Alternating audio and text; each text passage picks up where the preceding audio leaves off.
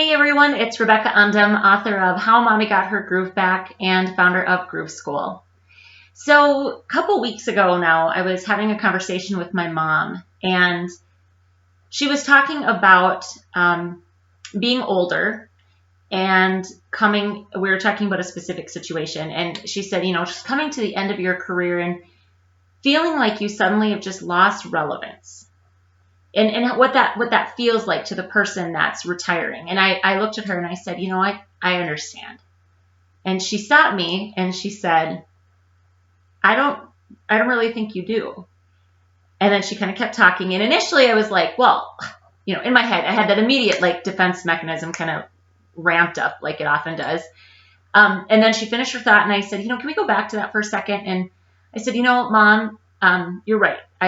I don't understand. I haven't experienced that, but I want you to know that just because we haven't experienced it, like young people haven't experienced it, doesn't mean that we don't care about the way people feel, like older people are feeling. So this is kind of a generational thing, right? Talking about like a new regime coming in and replacing an old one. And that could be in a committee. It could be in a school. It could be in a church. It could be in a home to a degree where, this old guard's moving out, new guard's moving in. What reminded me though, and I looked at her and I said, but thank you for pointing that out, because it was something for me that it reminded me how quickly and easily it is to default to the phrase, I understand, when we're trying to convey empathy to somebody. And the truth is, I can't understand because I haven't experienced that. I haven't aged, and I won't know that feeling until I'm there.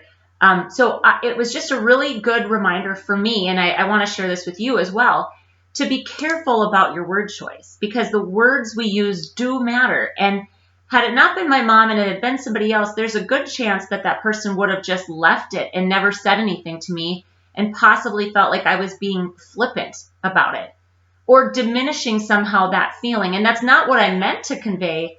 But had my mom not stopped me and said that, I maybe wouldn't have given it a second thought.